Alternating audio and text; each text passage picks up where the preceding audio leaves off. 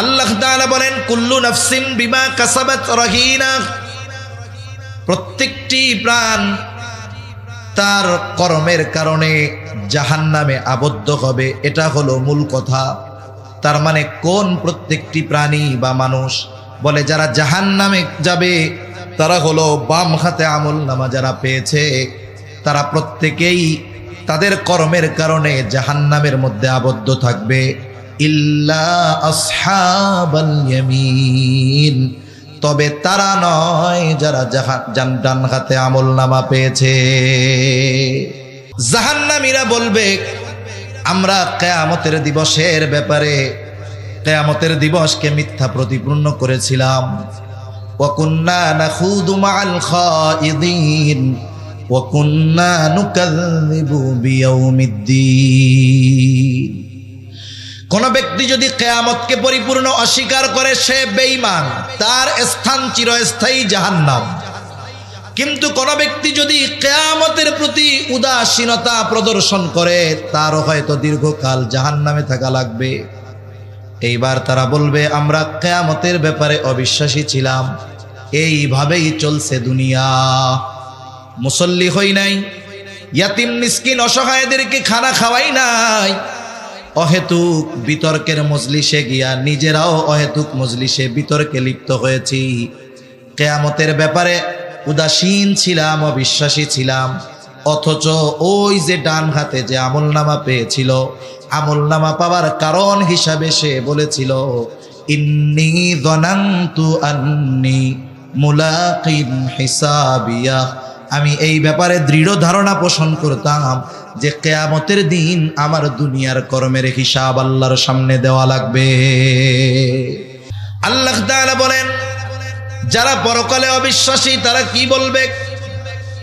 আলমে বরজখে যারা কষ্টে ছিল, যাদের কবরটা জাহান্নামের গর্ত হিসাবে সাব্যস্ত হয়েছিল, শুধুমাত্র হাসরের ময়দানে উঠবে। এখনো কোনো ফয়সালা তার জন্য হয় নাই, জাহান্নামও হয় নাই, কোনো কিছুই হয় নাই। বলে আলমে বরজখে যেই ব্যক্তি শাস্তিতে ছিল, যার কবরটা জাহান্নামের গর্ত ছিল, ওই ব্যক্তি হাসরের ময়দানে উঠবার পর সে তার কবরের আযাবের কথা ভুলে যাবে। সে মনে করবে সে এতকাল আরামের মধ্যে অবস্থান করতেছিল। হাসরের ময়দান এতটা কঠিন এক ভয়াবহ আবহাওয়া তৈরি করবে, যে ব্যক্তি কবরে আযাবে ছিল ও মনে করবে আমি মনে হয় এতকাল ঘুমায়াছিলাম। কি বলবে তারা?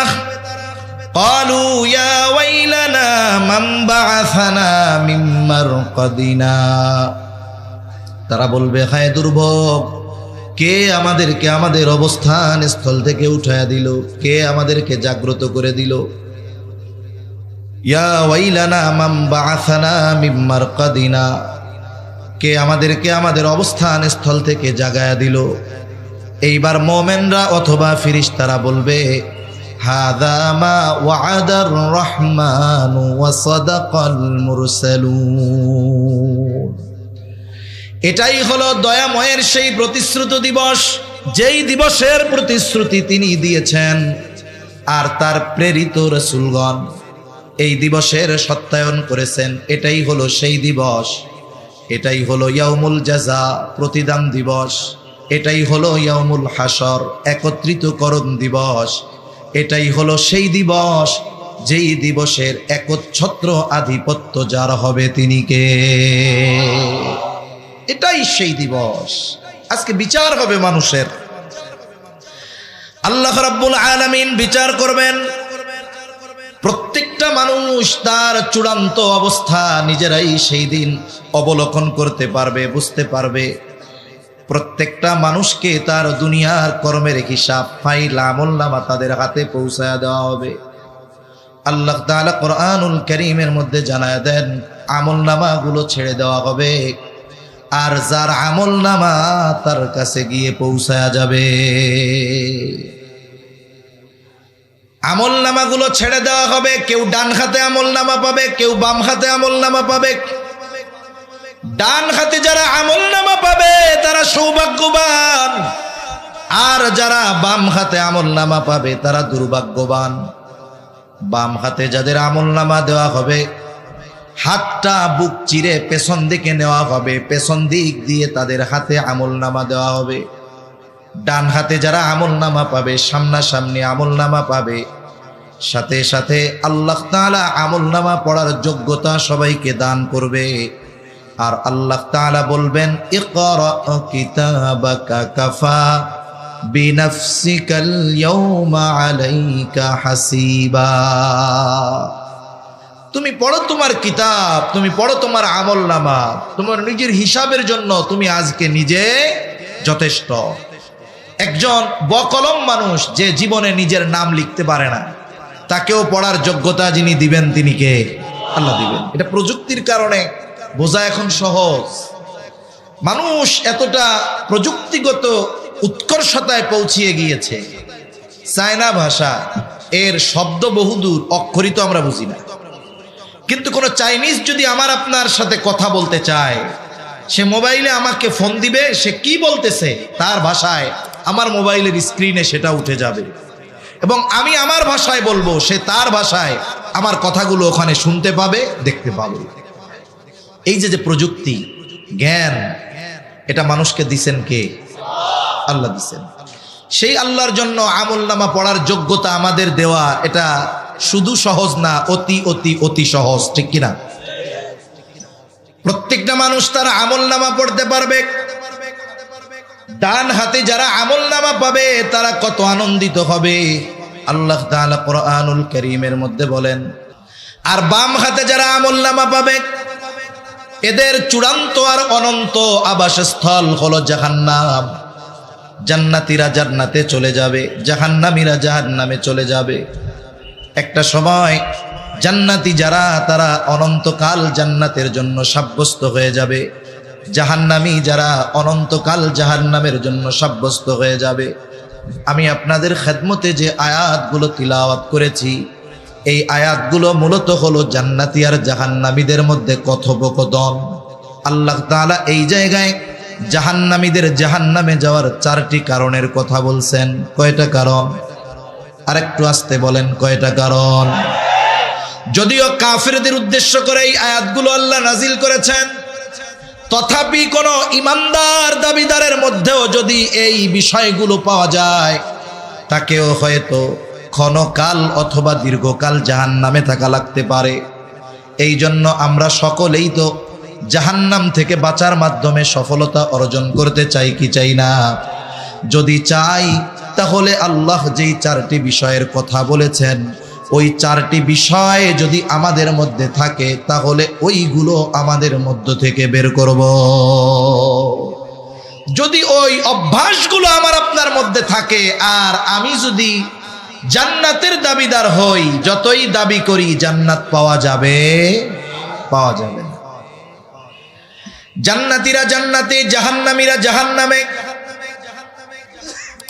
তাফসীরের মধ্যে আসছে, তাফসীরে ইবনে কাসীর সহ প্রসিদ্ধ অধিকাংশ তাফসীরের মধ্যে আসছে, আল্লাহ তাআলা জান্নাতী আর জাহান্নামীদের মধ্যে কথা এবং দেখার ব্যবস্থা করে দিবে।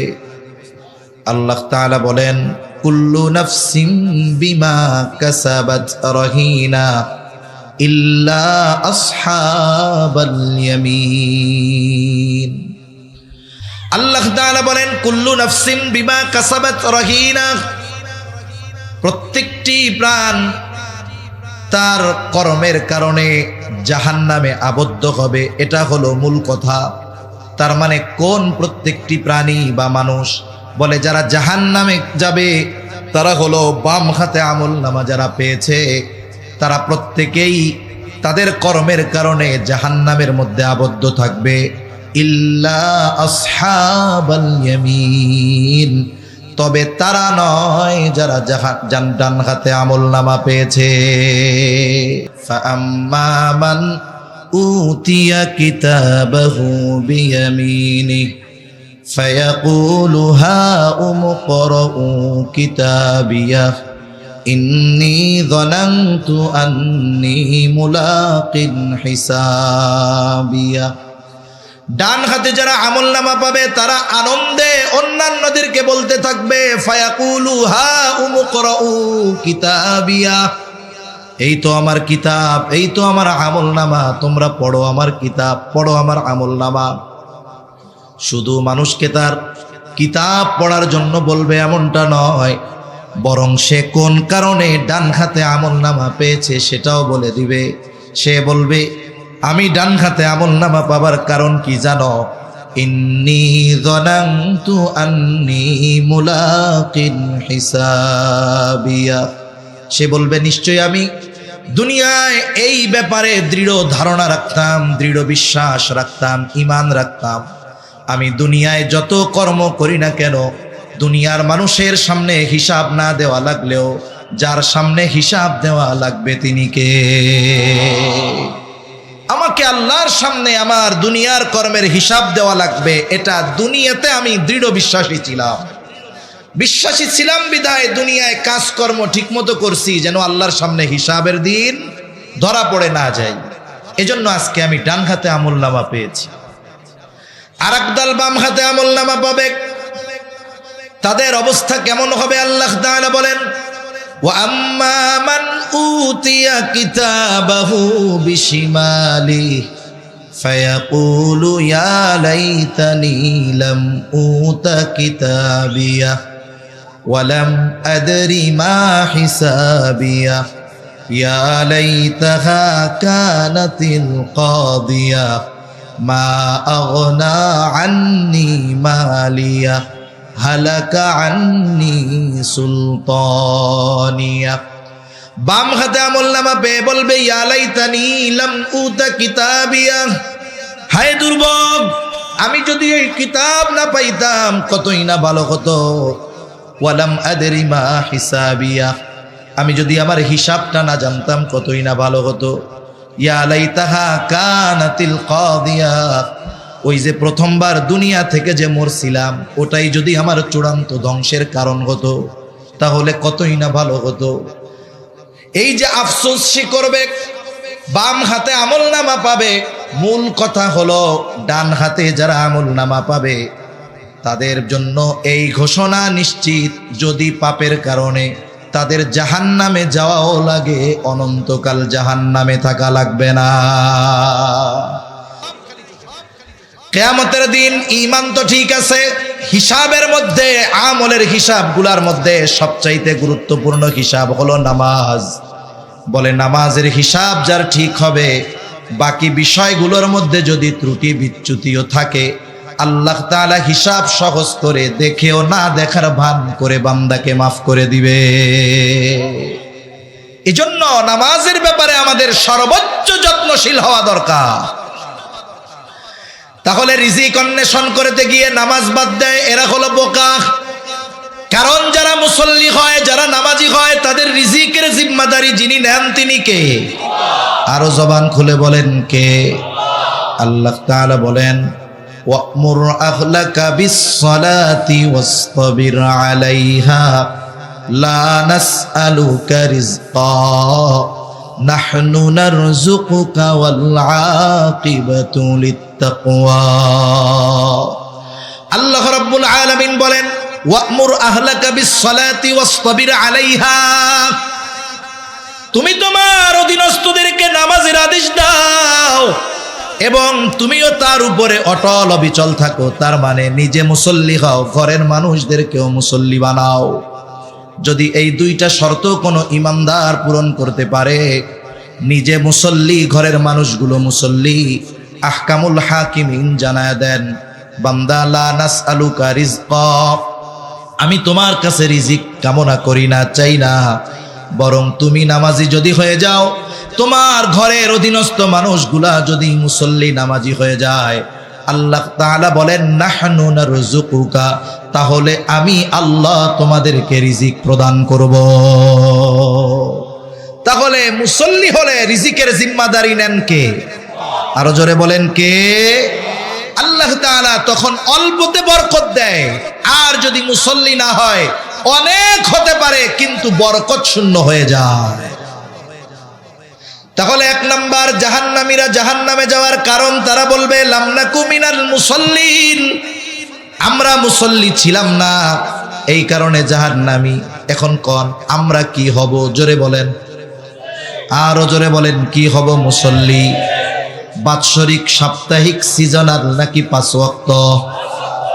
যত ব্যস্ততা থাকুক না কেন 5 ওয়াক্ত নামাজ আমরা কখনো ছেড়ে দিব না। তাহলে আল্লাহ তাআলা আসমানের রিজিকের দরজা, বরকতের দরজা আমাদের জন্য খুলে দিবে ইনশাআল্লাহ। 2 নাম্বার কারণ তারা বলবে ওয়ালাম নাকুনু তুহিমুল মিসকিন।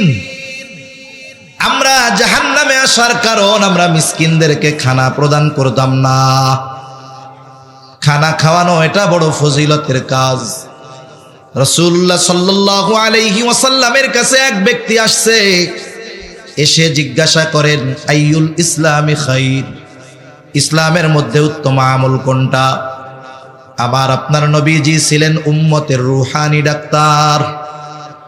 একই প্রশ্নের জবাব ব্যক্তির ভিন্নতায় তিনি ভিন্ন ভিন্ন জবাব দিতেন।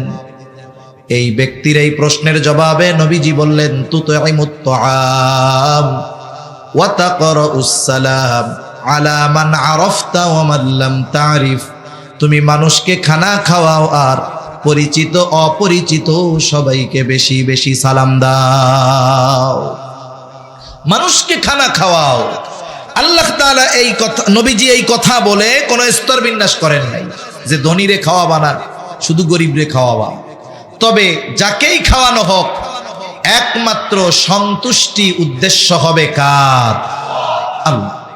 এখন একজন কোটিপতিরে একজন গরিব খানা খাওয়াইছে, জাগতিক কোনো স্বার্থে নয়, আল্লাহর জন্য। সওয়াব আছে না নাই?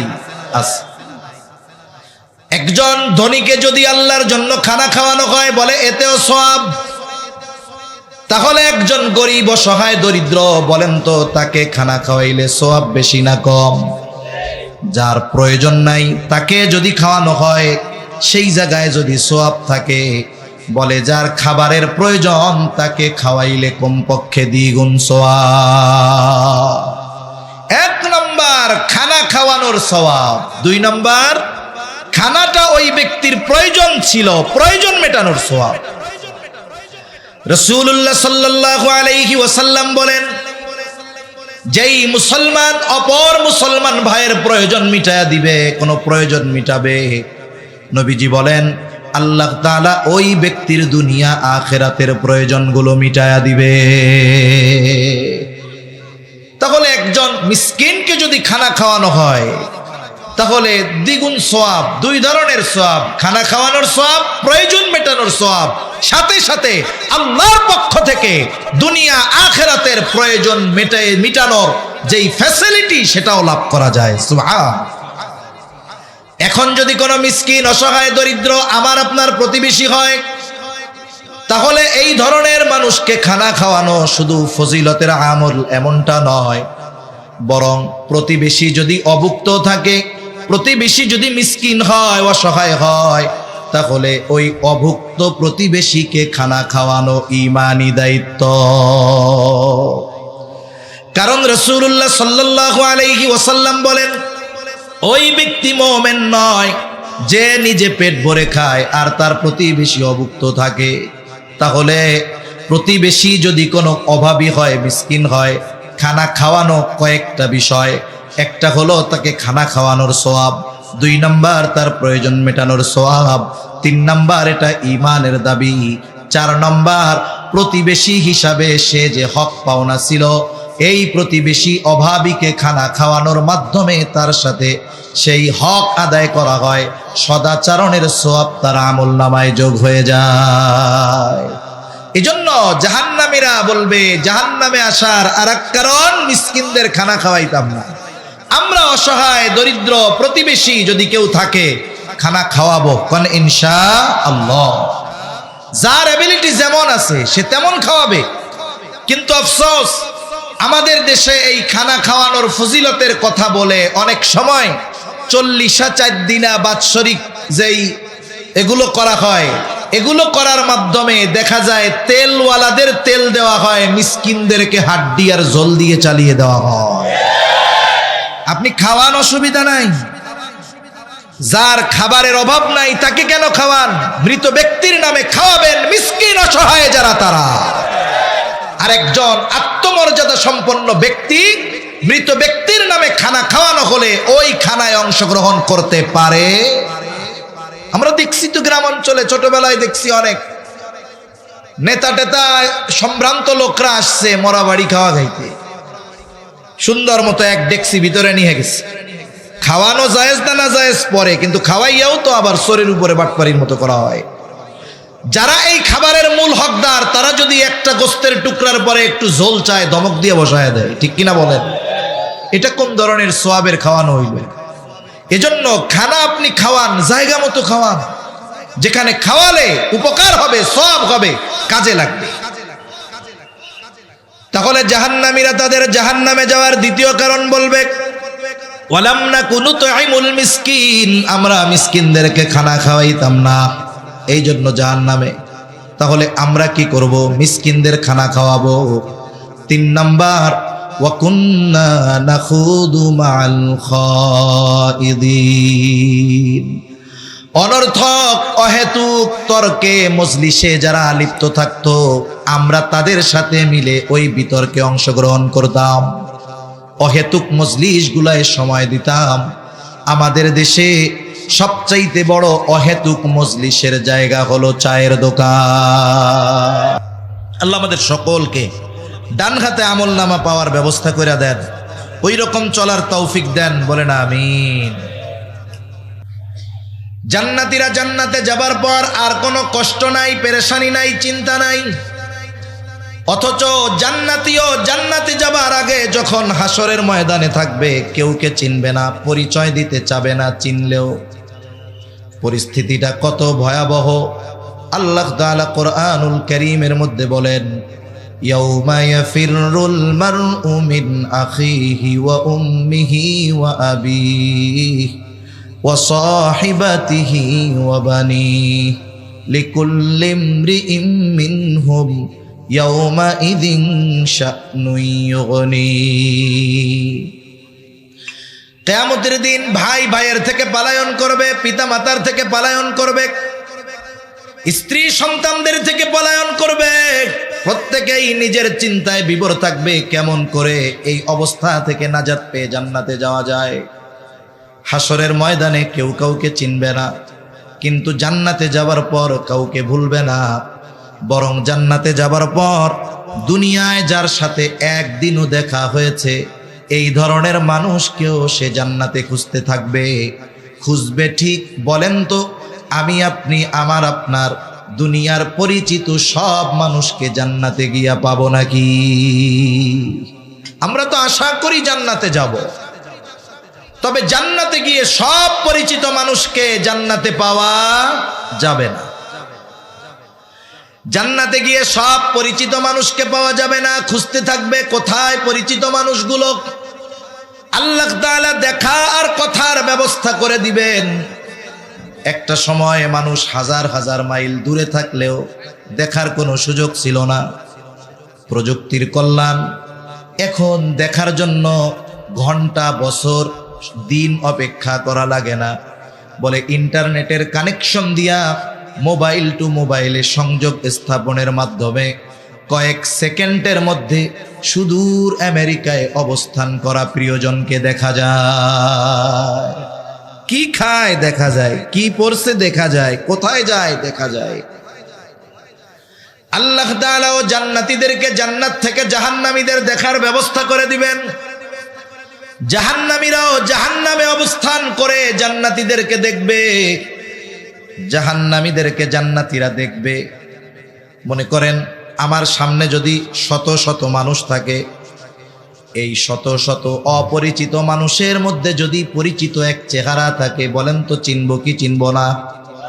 আমি চিনতে পারবো যে এই চেহারাটা আমার পরিচিত, আমার প্রিয়জন, আত্মীয় স্বজন, বন্ধু কেউ হবে।